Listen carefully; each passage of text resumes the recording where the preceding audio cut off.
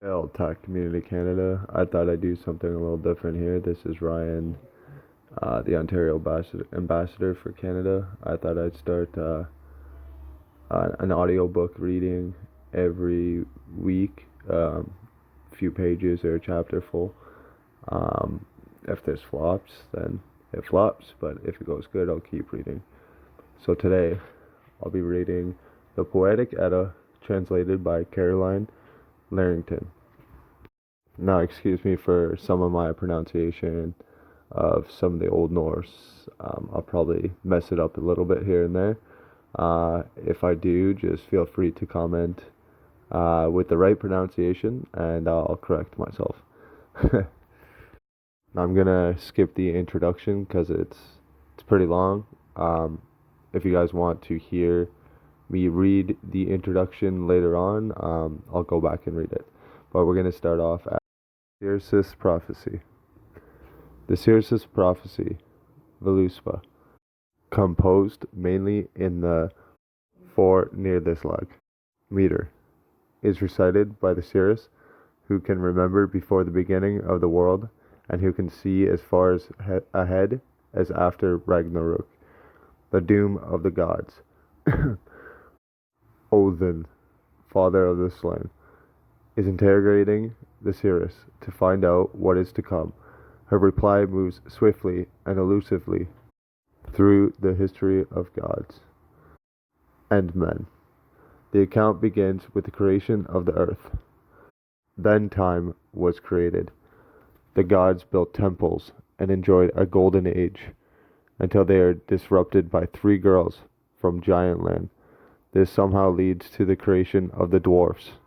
Humanity is created in VV 1819, and the fates arrive in the version 20. Now history begins. A mysterious female manifests herself among the Azir, a woman well versed in magic. As a consequence, the Azir find themselves at war with the Vanir. Peace is concluded, and the gods have to repair damage to Asgard. A giant offers to rebuild the walls in a very short space of time in exchange for the sun, moon, and Freya. The gods agree, thinking the task is impossible, but the builder nearly succeeds and Thor has to destroy him, breaking the gods' promises of safe conduct. We reach the present, with Odin questioning the Circe about what is to come. The doom of the gods is signaled by the death of Balder and its consequences, the end of the world by images of punishment and social collapse. Ragnarok approaches. The world ash tree Yggdrasil trembles, and the giants advance. Odin is killed by the wolf Vinir, Freyr by Surt. Thor and the Midgard serpent kill each other. Odin is avenged by his son Vidar, and the world disappears in the fire. In the verses which follow, the earth rises anew from the sea, and some of the Aesir, including Balder, return to live peacefully together. In the final verse, the sinister dragon Nidhogg is seen as Circe sinks out of her trance. Does evil still exist in the new world, or have we returned to the present where the dragon is a portent of Ragnarok? The Circe's prophecy is usually dated to late 10th century, when the pagan religion was beginning to be superseded by Christianity. One scholar has suggested that the poem is a kind of sacred text of the Scandinavian religion, composed just before the beliefs were to be eradicated by Christianity. The poem exists in 2 rather different versions, that of the Regius manuscript, given here, and one in the early 14th century Hagenbach, given in the appendix. Many of the verses are also to be found in Snorri's Edda. Number 1. Hearing, I ask, from all the tribes, greater and lesser, the offspring of Heimdall, father of the slain, you wish me well to declare living beings, ancient stories, those I remember from furthest back. 2. I remember giants born early in time, those nurtured me long ago. I remember 9 worlds. I remember 9 giant women, the mighty measuring tree below the earth.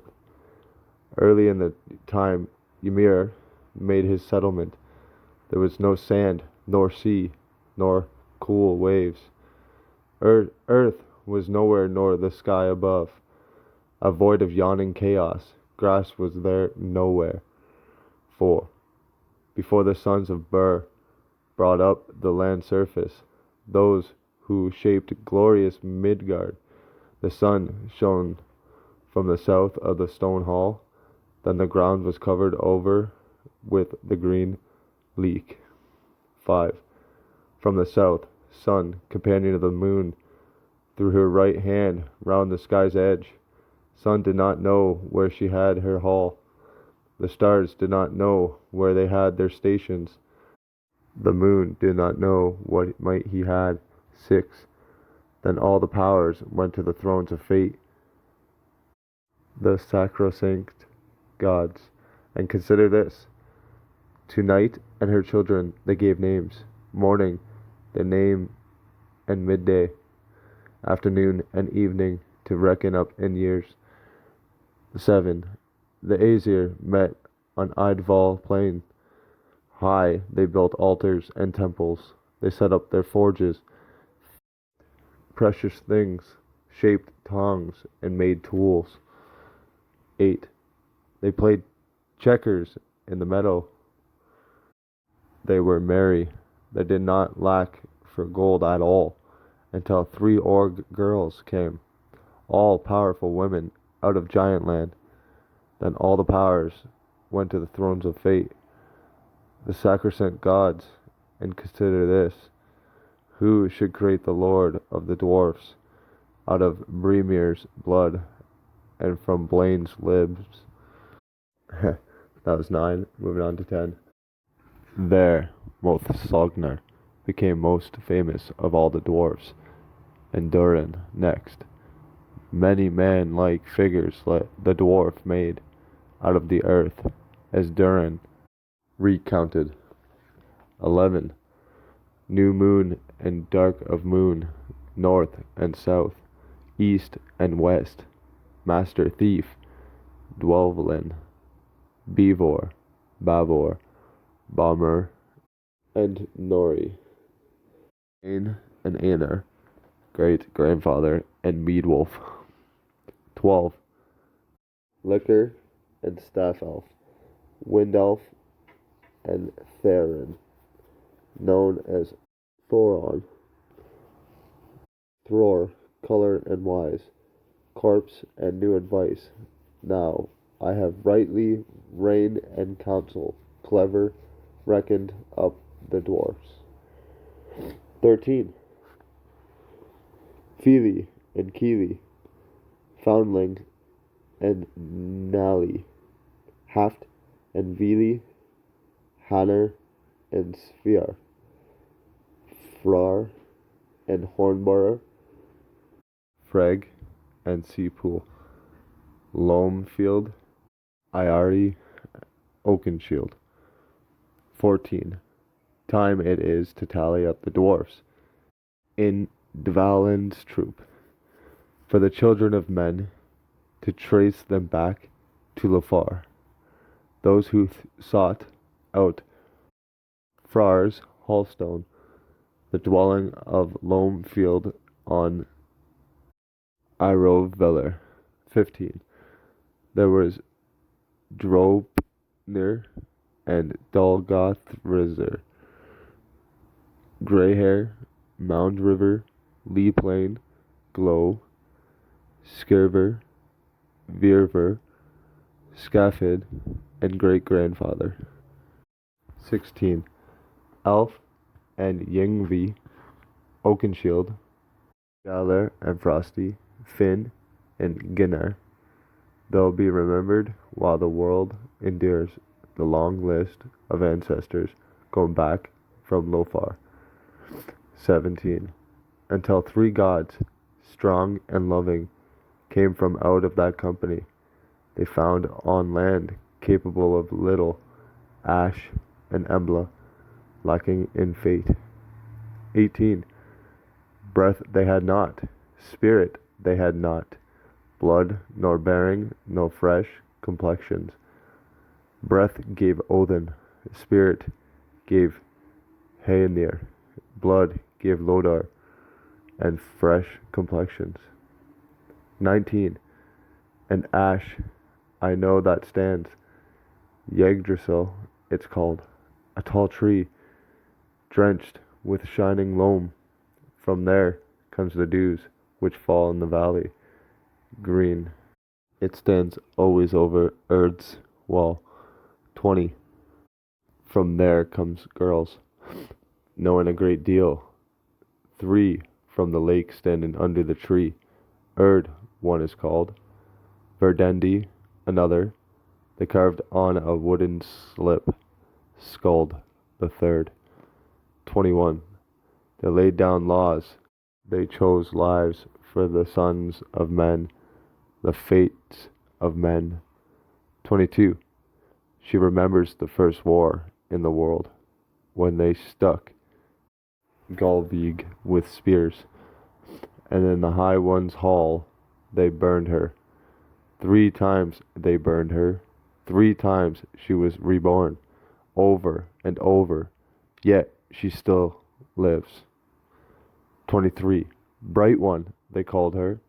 Wherever she came to houses, the seer with pleasing prophecies. She practiced spirit magic. She knew Seed. Seed she performed as she liked. She was always a wicked woman's favorite. 24. Then all the powers went to the thrones of fate, the sacrosanct gods, and considered this: whether the Azir should yield the tribute, or whether all the gods should share sacrificial feasts. 25. Odin hurled a spear, sped it into the host. That was war still, the first in the world. The wooden rampart of the Azir stronghold was wrecked. The Vanir, with a war spell, kept on trampling the plain. 26.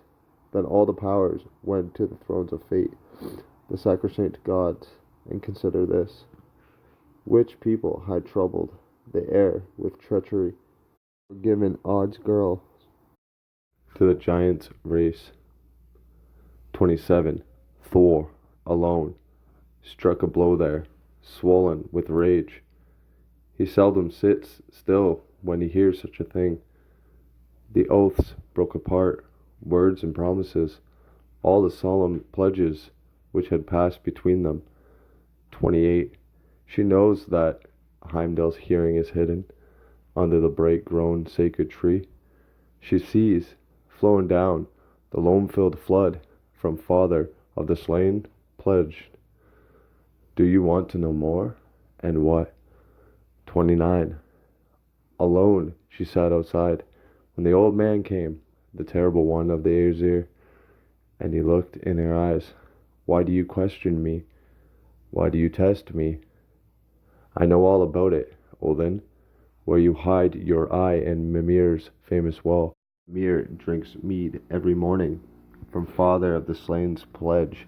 Do you want to know more? And what? 30. Father hosts choose for her rings and necklaces, treasure, wise speech, and spirits of the divination. She saw widely about every world. 31. She saw Valkyries coming from far and wide, ready to ride to the gods' realm. Skuld, shouldered one shield. Skogul with another. Gun, healed. Gondel and Geir. Skolgol. Now the general's lady are counted up. Valkyries ready to ride over the earth. 32. I saw for Balder, for the bloody Grod, Odin's child, his fate in store. There stood grown, higher than the plain, slender and fair, the mistletoe. 33. From that stem, which seemed so slender, there came a dangerous grief dart. Hood started to shoot. Baldur's brother was born quickly. Odin's son started killing at one night old. 34. He never washed his hands, nor combed his hair, until he brought Baldur's adversary to the funeral pyre. And in fen halls, Frigg wept for Valhall's woe. Do you want to know more, and what? 35.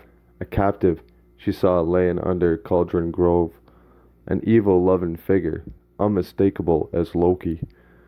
There sits Sigyn, getting very little joy from her husband.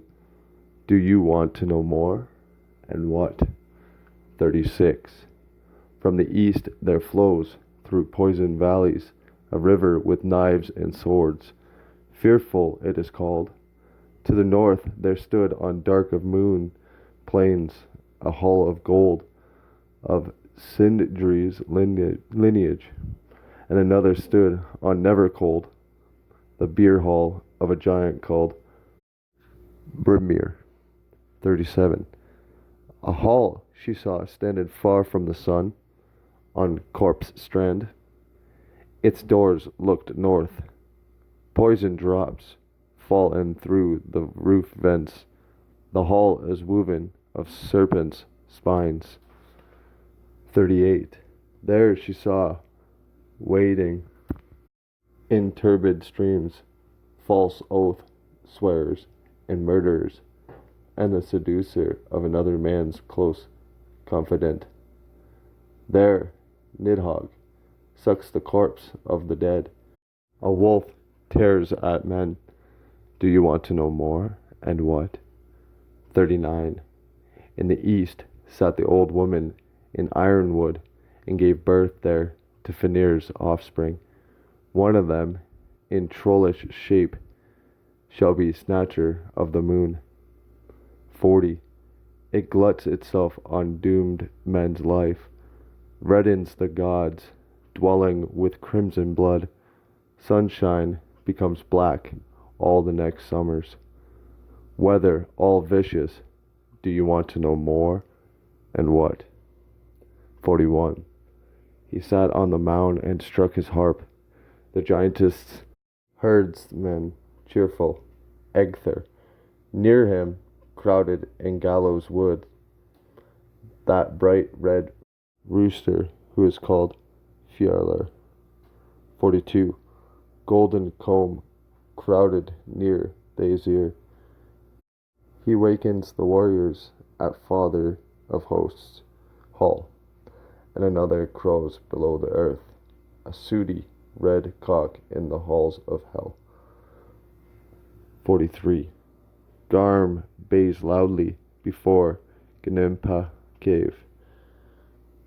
The fetter will break, and the ravener run free.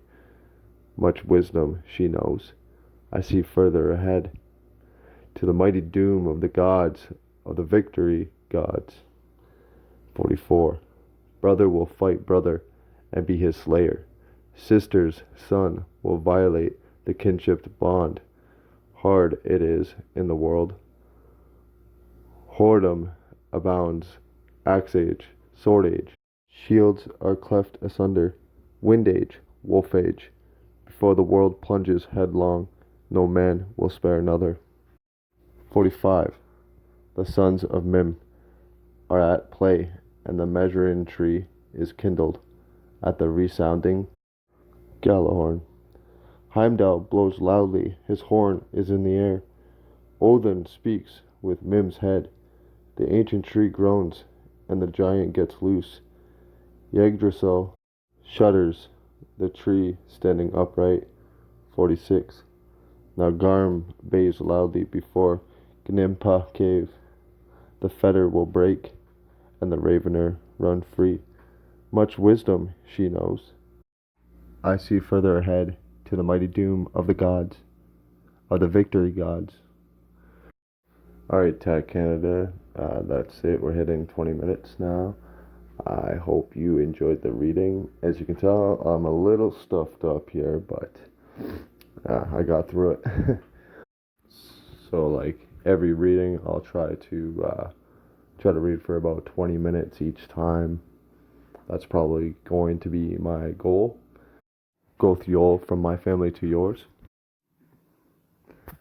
And hail to the Azir, hail to the Vineyard, hail to the Yolton, hail to the Vetir, and hail to the TAC Canadian members.